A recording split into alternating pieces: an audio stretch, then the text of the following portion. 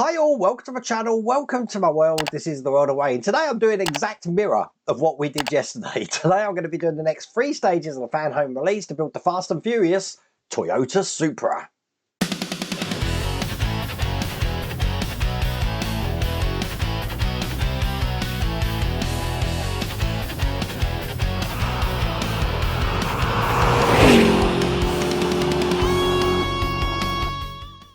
Now, why is this a mirror? Well, by the look of it, we're working on the grille area, like we did on the John Wick car, and we're doing the engine area as well, like we did on the John Wick car.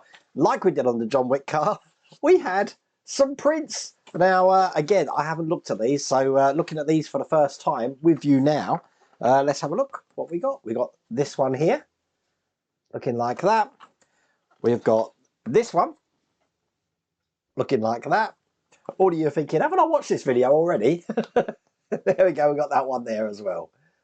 So that's the 3 prints that we get at the moment with this build, if you subscribe to that now. Now, I have put a link just up here, and that's what we did in pack 1. Now, if you want to get this for yourself, I have put a link in the video description. There's also that QR code on the screen.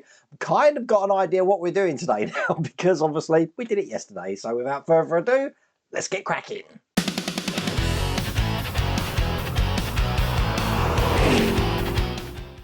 So here is stage 3, and this looks just like this here. And we've got the bonnet here. We've got some small details to go into the bonnet by the look of it. We are adding some parts to what we were working on in the last pack though. So we're not doing anything with the bonnet. That's interesting. Okay. It does mean I need to bring this up. This is what we worked on in the last pack. And here is the bonnet here, massive section. I mean, look, check out the size of that. Now, here's the bonnet here. It's got a lovely sort of like the paintwork's very metallic, but it's got some sort of like a glitter effect to it as well. But I'm going to leave this all in here, including these grills, because we're not actually using it in this stage. We are using these little tiny bits here. So let's get all of these out. So we're going to be creating the turn signals first, and for that I'm going to need to cut the lenses off this sprue here. Now they are labelled L and R, left and right, and each turn signal also has an R or an L on it, and it's just a case of lining up the lugs here and pushing that into place. Now if it doesn't go in one way, flip it around, but there you go, that's what that looks like. Do the same on the other side. So now I have 2 of these, and we're going to be putting these into the car. So because this is the one I'm holding, this is the left one. And it's going to go onto 2 holes we can see just at the top there. So it is directional, so it can only go in one way. So the bigger hole is for the lug that's on the back of this, as you can see that on the right hand side one there. And I'm holding that into place with a KP screw. Now the little challenge here is this lug is slightly too big here. So I'm just going to give this a sand.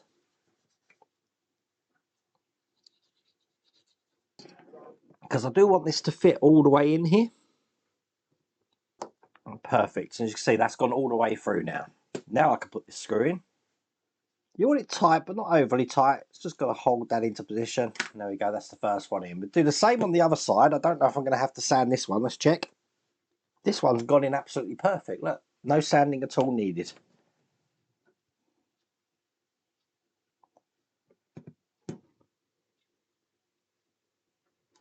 And once again, a KP screw just to hold that into place.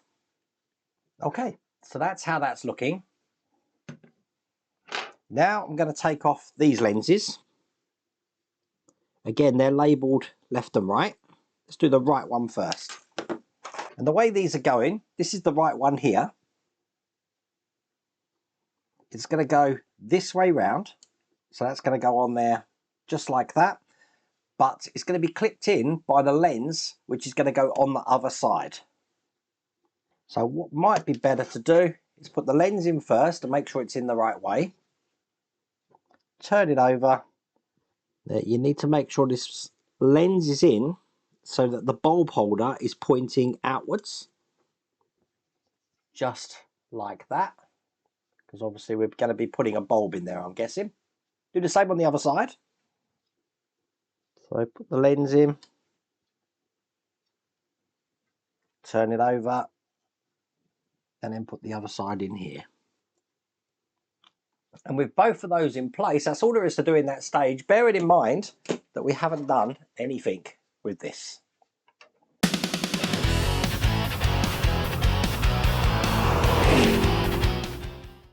And there is a reason why we haven't done anything for this, is because we're going to be working on that now. So here's the instructions. And as you can see, we've got the inner lining for the bonnet there.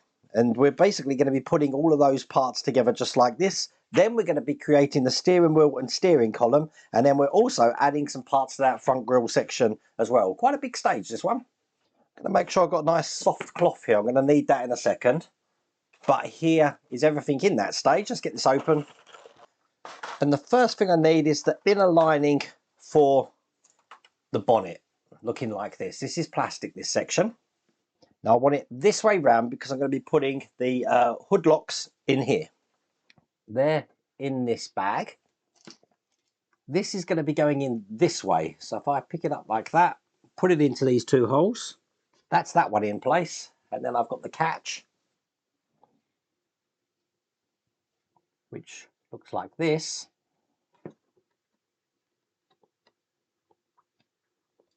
Which then goes in like that. Excellent. Right, put that to one side. Put my mat down. And let's bring over the bonnet now. And I want it this way round. Because I'm going to be putting in each of these grills. So one there.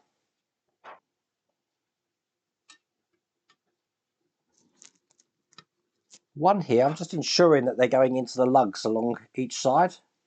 One here.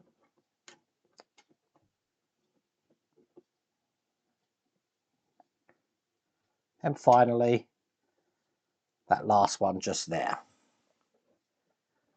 And now we're going to be holding all of that into place by taking what we've just created and putting this on top like that.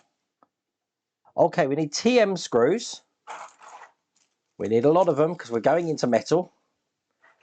And we're actually putting in 3, 6, 9, I think there's 10 screws to put in to hold this in. Dropping it in a little bit of oil because I am going into metal. And I'll get these into these spaces.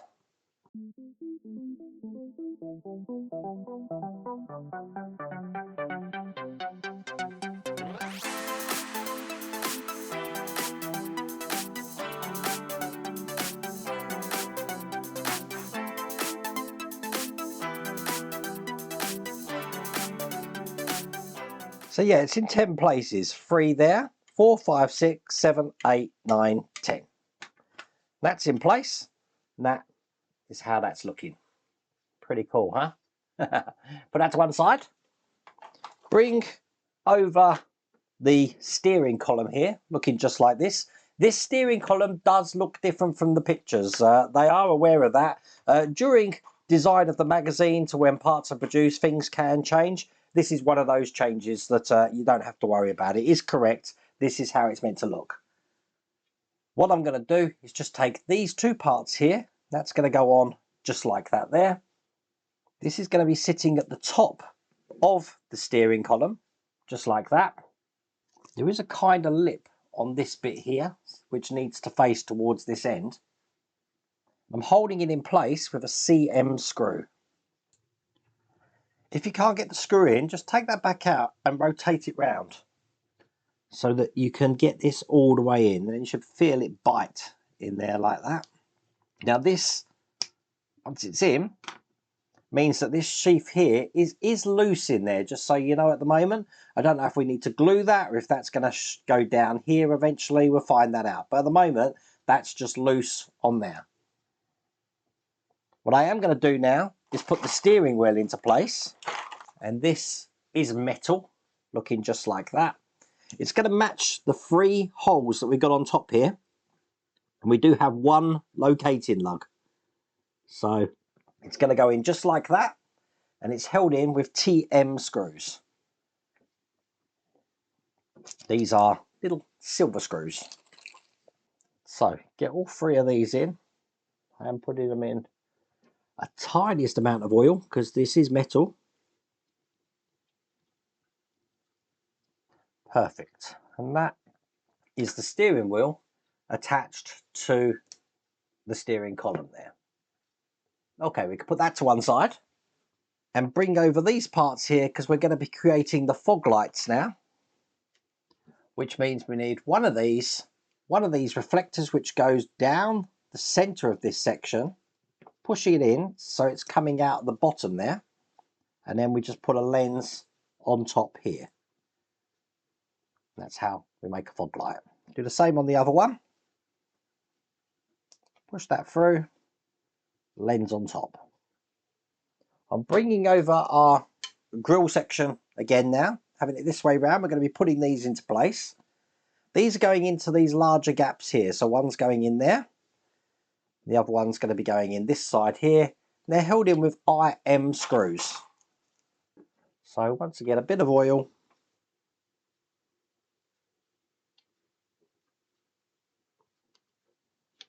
And screw these in. So one there.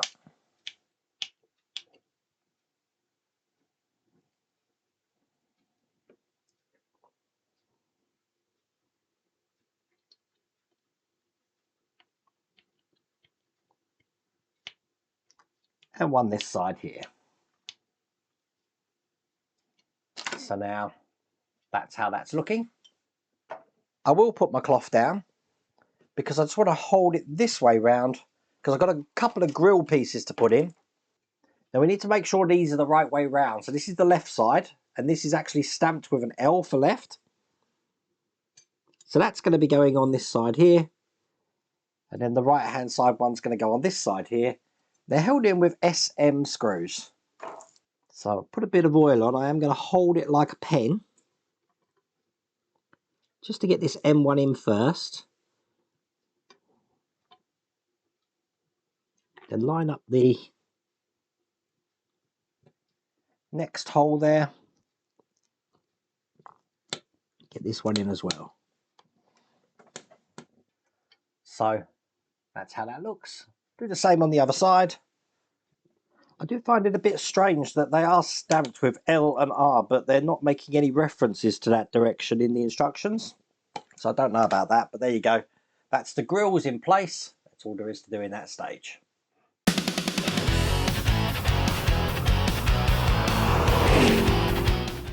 So in the last stage of this pack here, here's the instructions. And we are going to be starting the engine, I'm guessing. Just like that. They give us some tweezers here, which means we've got some fiddly bits to put in. Putting these all in just like that. These are the coil packs here. And that's how it's going to look at the end. And now everything is starting to come in. How we're pretty much going to be seeing them for the next 100 or so issues in these plastic bags here.